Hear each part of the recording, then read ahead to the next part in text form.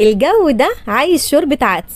غسلت العدس وحطيته، وكمان احط طماطم واحط جزر واحط بصل اخضر وبصل عادي، وهنا فلفل حار، فلفل احمر يا سيدي وورق لوري، ومكعب مرقه حلو كده، وهنا بهاراتنا ملح فلفل اسمر كمون توم باودر، وهنزل بالميه المغليه واسيبهم بينا لحد ما يستوي.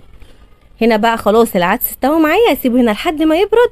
اطلع الورق اللوري علشان ما ينفعش ان انا اعمله عشان ما يمررش معايا. هنا بقى هقلل العدس، احط هنا بقى السمنه، هنزل بالبصله وكمان الثوم، واشوحهم كويس جدا لحد ما يدينا اللون اللي هو الذهبي. هنا خلاص هصفيه، هضربه في الخلاط واصفيه. شايفين بقى اللون عامل ازاي؟ هسمي الله وهنزل بقى على العدس. يا سيدي يا جمال، وشكله هيطلع حلو ولا ايه؟